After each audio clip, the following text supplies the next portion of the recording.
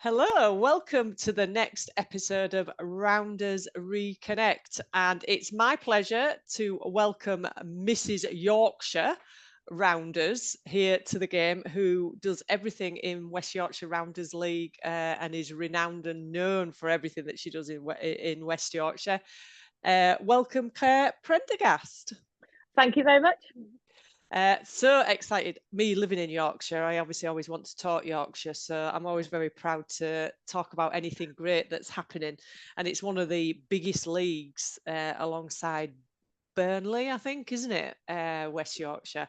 Yeah. So I'm really excited about to hear how it developed and your work around that. But first of all, what's your first memories of Rounders um, Um, I think it'll always be from school. We all played rounds in school, and I was a guide and I was a scout, really outdoorsy from being a youngster. And I think just being outside playing rounders is just something I've always done from being very young. So great memories. Yeah, I must say I was a girl guide leader and we did loads on rounders. Yeah, They just absolutely loved it, and it's one of those games, isn't it, that you could just do anywhere. yeah, yeah. Yeah, That's what's it. I mean, things. I remember like having the bat and there's only one, and you have to drop it, and you Uncle could get throw people. it. I know you can get people out by hitting them with the ball, and everyone stood with their feet on the bases. I mean, now we go mad if you did that. But I yeah, all know. the good memories. Yeah, I've just been hearing about that when that ball hitting them with the ball was outlawed. I used to love yes, that as a kid. yeah. Yeah, yeah, yeah. So, where are you originally from then, Claire? And what brought you I to grew. West Yorkshire? I grew up in the Peak District. Grand old of 1972. I was born, and yeah, I grew up in the Peak District till I was 20, and then I ran off and joined the army. And I've never really been back since, but I've seemed to have travelled the world and been fortunate enough to take rounders with me. So that's sort of my background. It all started so many years ago. Oh, so in the army were you playing rounders a lot then? Yeah, I used to play against the England team then, so I was early 20s then. Yeah, I did a lot of sport with them and met quite a few people that I still see around now, that were playing against us, which was really quite fun. Oh, fabulous. Because I mean, the armed forces, the army in particular, are really good at sport, aren't they? And giving you time to pursue a sporting career. I know. I think I spent more time doing sport than I did doing my job, but it was a great experience.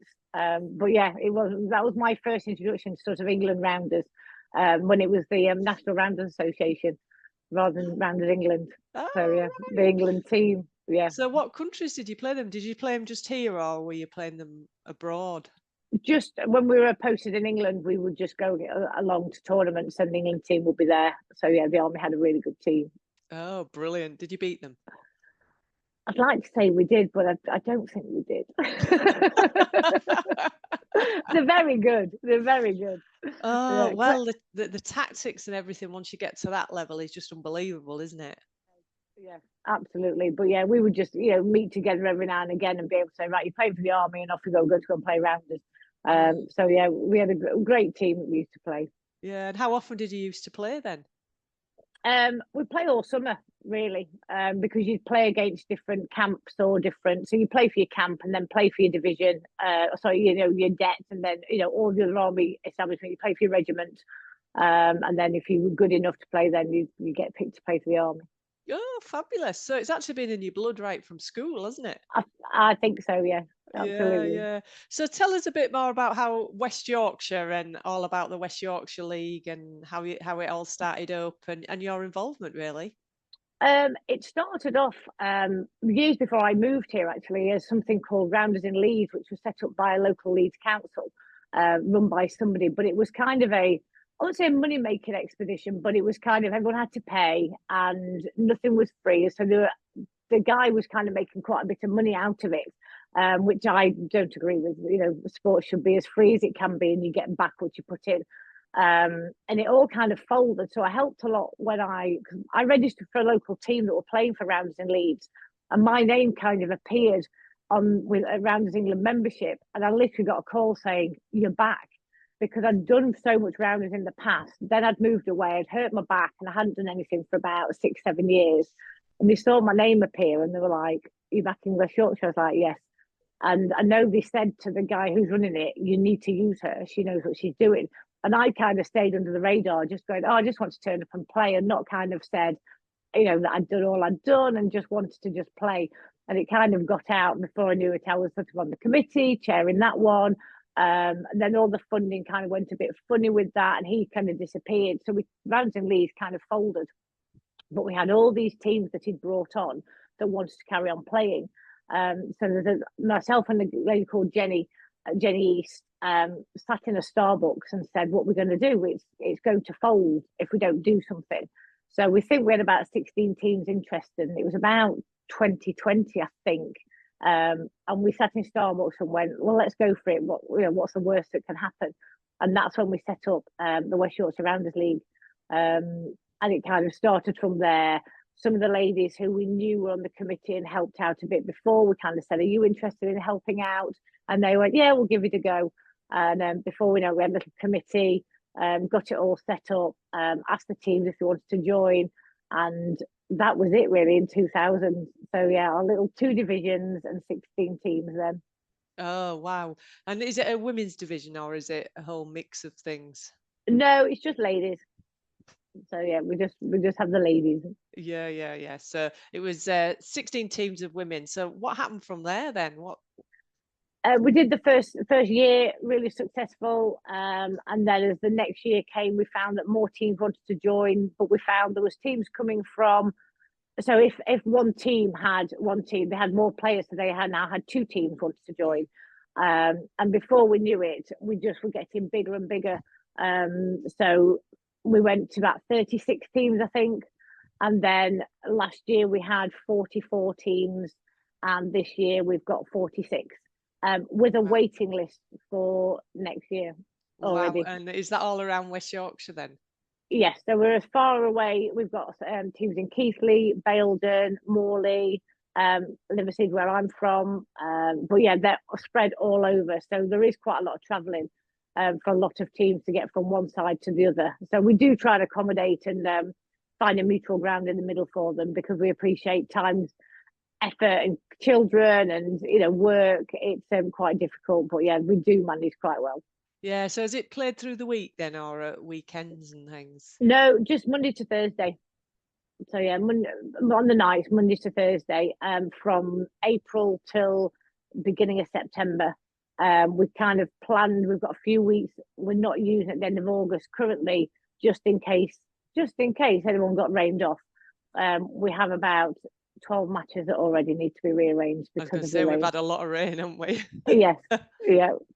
So they're plotting them in now for the end of August. So we'll get them all played. Yeah, and do they play home and away in the fixtures? And only Division 1 and 2, they play home and away, and then Division 3, 4, and 5, they have 10 teams in each, so they just play once. So we kind of do it that teams are getting promoted year on year, so they're trying to get to Division 2 to Division 1. So there's only 8 teams in there, so they can actually play home and away. The lower down the division you go, the more, I say, I wouldn't say less competitive, but more fun it is. They're there for fun. Then they'll get the competitive bug, and as they get improve, and if they get promoted, then it gets a little bit more serious up the divisions they go. So yeah, it's where it should be, if you know what I mean. With the top teams where they should be. A bit for everyone, really. Yes. Yeah. We start all. If new teams join us, they go to Division 5 and they build their way up. Wow. So there's promotion and relegation and. Yes. Yeah. So what's it like being involved in the Rounders community then? Do you know what? It's brilliant. There's that many chats that everybody's on, whether it's the umpire chat or the captain's chat or even my own team chat. I know you could say, has anybody got? And you'll never be without anything. Somebody will know somebody who's a plumber or has got some rollers or some curlers that somebody might need. And it is such a family. It really is. Even when the teams get together, the top rivalry teams, one of my best friends plays in what I would call was my main rival team. And we'd walk up together and go, "You're right, yeah, you." And then we wouldn't speak till the match was finished.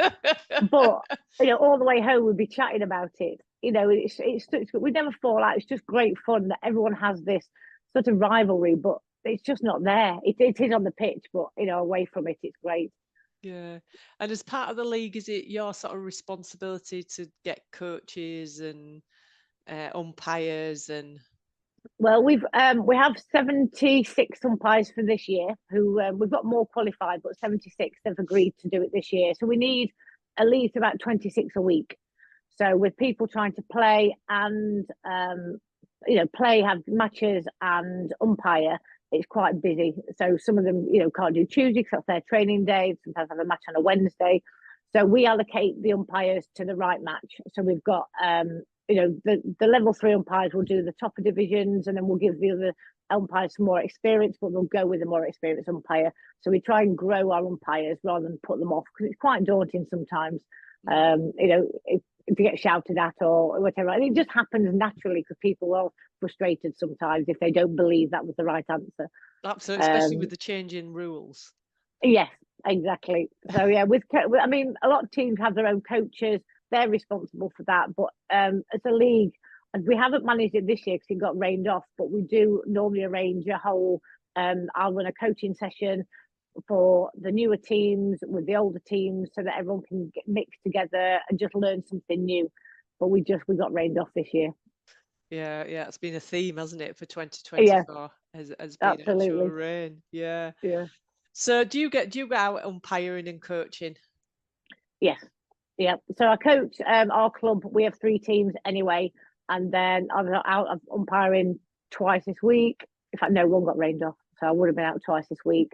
I tend to put myself down for a match a week, somewhere different. But then I will always be the fall guy when someone says I can't do it last minute. I'll go.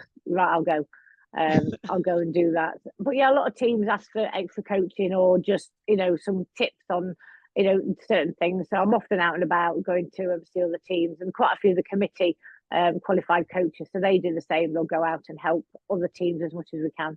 Yeah, yes. How big's the committee then? There's 7 of us. Ah, right. Okay. So you're all out you're all jack of all trades, can do everything. Yeah. So I've been doing it a while now. So yeah, Yeah, we're all a good bunch. Yeah. So are you still playing as well then? Yeah. How could you find time for anything else? Yeah, still play that. I'm in we have 3 teams. So I'm in the A team of our club, and we're in Division 1. So I'd like to say I'm still playing at the top for now until my body breaks, I think. Yeah.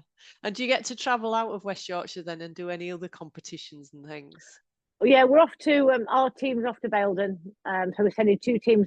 Sorry, not to Belden, to Burnley, to the Rounders England. I think it's the qualifiers, regional qualifiers. So we're going to Burnley to try and qualify there, and then there's one in West Yorkshire. We're going to do that one as well. So yeah, we try and get out and about. So what will you qualify for? It's the nationals. So all the top 2 teams that qualify in, I think there's 5 or 6 regional tournaments. Then you'll go on to the main one and then battle it out there. Yeah. In Leicester normally. So have you got any sort of special moments or anything around Rounders that you can remember about a game or something you've achieved or funny moments? Do you know what? I think there's been so many things, and it sounds awful. The amount of bruises as a club or as a league everyone collects. It sounds that should be funny, but it is, because everyone appreciates Rounders season started. It's how do you know you've been playing Rounders without telling me you've been playing Rounders? Because all the bruises come out, or all the stripy arms from when we have the sun, bless her, one girl, we were playing and it was really, really wet. And she went to catch the ball and she slipped, and it was that wet. She literally just slid across the whole pitch with this water coming round her. You think, how we're playing in the rain. It was just, daft things like that you just, seem to remember that were just so funny. But I think there are so many none spring to mind as in one great one, except for watching her fall over. I think they're normally the funny ones, somebody else's expense. Somebody's fell over. That's the usual, isn't it? Yeah. So what's your biggest achievement then when you think about looking back? I think one, staying in Rounders for as long as I have and achieving what I have with Rounders England and the National Round Association. I'm really proud of what I managed to do. Looking back on the West Yorkshire League, thinking it's just growing and growing. We are busting at the seams. How do we carry on growing? And I don't know at the minute. And I did receive the an award from Rounders England for achievement. I think it was. I'm going to find it because I can't remember the words on it, but it's pride of place in my house. Oh. So it says, there we are. It's probably shining, but it's outstanding contribution. Outstanding contribution of the year. Yeah. So I got that from nominations actually from the Rounders community. So yeah, I'm very proud to receive that. So yeah, that was very good because I do it because I love it. I don't do it because somebody says, "Oh, well done." It's just what I do. The million messages I get a day from anybody who'll just go, "Oh, just ask Claire," and they don't always get a reply. There's no, they go, "Oh, thanks ever so much." It's just what I do. Yeah, and why Rounders? What's different about Rounders to other sports? I don't know. I started Rounders when I lived in Gibraltar. I just had my son, and it was really, really sunny. And my husband, that was at the time, he was a PTI in the army, and one of his friends came over, and she was a PTI, but she was able to run some qualifications, and one of them was to qualify to be an umpire. So I went along and did it, and I think from then on, I had nothing else to do. I just left the army, just had my son. I already had a 3-year-old, and I had nothing to do. So once I kind of got the bug back for Rounders, and then got a load of friends, and we just started playing Rounders, and that was Rounders in the Sun then, because we lived in Gibraltar. So I did that for sort of 18 months, and I think that was my bug back. And then when I came back to England, I did more of my coaching courses, and then I got really involved with Rounders England. And I've kind of stayed with them along the path. I think the only break I had, we moved to Northern Ireland, and they don't play it there. So I used to play it on the camps with the army kids and the wives, but outside of that, nobody's heard of Rounders. So that was quite difficult, but we still played it up to, as They've much got as a different type of game, haven't they? Yeah, it is very different. It's a mixture between softball and Rounders, really. It's quite strange. Yeah, but we don't play Rounders in school, so the kids just didn't have that love for it. The Northern Irish kids, my daughter's friends, opposed to the army kids who all knew how to play. And you've been involved so long. It's 20. If it was 2000, then sort of 20 odd years, haven't you? Sort of in the growth of what you're doing and how you're doing it. Yeah. Have you seen changes happen within sort of obviously from National Rounders Association to England Rounders, and how it's evolved? Yeah, I remember Alison Howard, I think was the first paid CEO of Rounders. So I've known Alison all that time. And to watch it go from her kind of probably just doing what I'm doing now for West Yorkshire, she was doing for national, for a national body, just kind of loving the sport. I remember when Alison was playing, and she took it on to make sure that she got it to where, it is today with a national governing body. But yeah, to go from 2 or 3 people to the staff they have now, and the changes that have just made, the rules have changed, the social media, the still getting the word out there. I still find it strange now that people say, "Oh, I didn't know you still played Rounders." We've got 46 teams in West Yorkshire, so we've got over 900 people playing, and still people say, "Oh, I didn't know you played." It's like, how much more exposure can we give it? And I don't know. But yeah, just watching it grow has been fantastic. It has, hasn't it? And it has, particularly in the last sort of 20 years, it's changed, hasn't it? Since it's been a national governing body, and people all over to say, "Oh yeah, I remember Rounders," but they don't think of it as a competitive sport, do they? And when you look at it at the level that, particularly your first 2 divisions, it's very competitive, isn't it? Yeah. Oh, it is. But it's our choice to have it that competitive. The teams make it that competitive. It's not us saying, "Oh, you must be competitive." It's just a natural thing that's happened. But I say, so friendly at the same point. It just is. So it's a nice sport to be involved in. Yeah, and it's, as I say, it's a great community as well, isn't it? Yes. Great friends. Yeah. I've got some people who came to Rounders even to play for our team, turned up on their own, saw us advertising for players, turn up and now said, I don't know what to do without Rounders. Wow. Just that whole camaraderie. I know most of the teams, they all play together, but they go away together, they go out drinking together, they go to theatre together, and we're the same. You can just say, I'm bored tonight, does anybody want to do anything? And before you know it, there's a gang of you going out, or and everyone checks in on each other, make sure everyone's all right for having a hard time. So yeah, real community. Yeah, that's brilliant, isn't it? And a big community. Yes. Yeah, Yeah, I think you can call on anybody. Somebody knows a lawyer, somebody knows a solicitor, somebody knows a plumber. Everybody does something. that's brilliant, isn't it? Yeah. And you can't get, that's what sport can give, isn't it? That real sense of Yes. community and moving Yeah. forward. When you really reflect on what you've achieved in Rounders, how does it make you feel? I think just really proud, as in, but I mean, it's not all me, which is, there's certainly so many people behind the scenes. I think they'll agree I probably do 80% of what needs doing, but that's me. I have more time than them, and they always acknowledge that it's easy for me to do it because I've got more time. I don't have young children anymore, which is good. But yeah, just to see when we have the presentation evening, we have over 300 people turn up to celebrate, to sit round and dance the night away and celebrate all the awards that we give out. That's just, to me, is brilliant that, we've managed to bring them to do this sport and to make all these friends. Yeah, and really make a difference to people's lives. I think so, yeah, definitely. A lot of Yeah. people, that come out to play Rounders, it's there away from the kids, away from, home life, and they can just, hit a ball. Some days you just need to. Yeah, and I've been talking to some people, it was a way of making friends, Oh, moving to a new massively. area and making friends and Yeah. integrating within the community. But that's how when I moved here, I was injured for about 5 years and managed physio, and eventually I got back on my feet and, literally, could run again and do all the things I needed to do.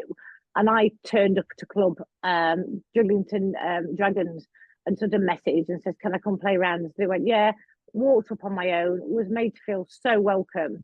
From the first day I walked in there and thought, this is just brilliant, and met all these people that my friends, I mean, I don't play for them anymore, but they're still all my friends. Do you know what I mean? They're still there. We're a rival team now. We moved on, but it still doesn't matter. They made me feel welcome, and got me back into Rounders in West Yorkshire. Oh, that's brilliant, isn't it, when you think about Yeah. that? And a way of, as I say, integrating back into a community, especially when you've moved around, like you've moved around quite a lot, haven't you? Yeah, and that's it. When you turn up, you don't know anybody, and you're not at the school gates meeting parents anymore and things like that. How do you go out? You can meet people at work, but actually, how do you meet people? You've got to go out and meet people, and that was my way of going. I found Rounders again. Oh, do you know, Claire, it's amazing to hear what you've done, as well as other people obviously involved. Have we missed anything out from sort of all your achievements and everything you've done as part of your Rounders? No, like I say, it started in Gibraltar, and then we moved from Gibraltar to Hereford, and I helped a lady run a league there. I did have a very young girl then. I've been trying to wrap my brain what her name was, because I managed to get her to go for England trials, and she was successful when she was about 14. But we left Hereford not long after that, and kept moving around. But no, there's little things that you just remember. More prompting speaking to you. Gosh, I've done quite a lot, and it's been such good fun. And more importantly, have you kept lots of memorabilia? I don't have too much. I'm saying that the bats that I use and my team still use still have NRA stamped on them. Ah, They are really old school bats, and we love them to play with. And even the posts are my original posts that are 20 odd years old, and they've stood the test of time. The base is a little bit worn now, but yeah, I'm amazed how long they've lasted because they've followed me all around the world. They've always come with me. And have you kept any photographs or I think fixture lists or? yeah, no, I think Mum had a few, but sadly they had a house fire. Not long after I'd left home and everything. So things like that just don't exist anymore, which is really sad. So It yeah, I is, wish isn't I it? did have more of the good memorabilia, but unfortunately, it's just at the moment it's just my bats with NRA stamped on them. Well, we're going to do a big shout out anyway, so it might be that people will have pictures of you playing and past teams and those sort of things that you can actually Yeah. collect. So this next year is going to be all about finding that memorabilia and finding out more about what's been going on. Claire, it's been absolutely wonderful talking to you. Thank Yes, I you. knew. Thank you. Thank you ever so much for giving your time, and thank you for just being amazing volunteer and enthusiastic and keen and obviously really dedicated to rounders and making sure everyone gets an opportunity to play or be involved in rounders, whether it's playing, umpiring or coaching. It's absolutely fabulous what you're doing. Oh, lovely. Thank you so much.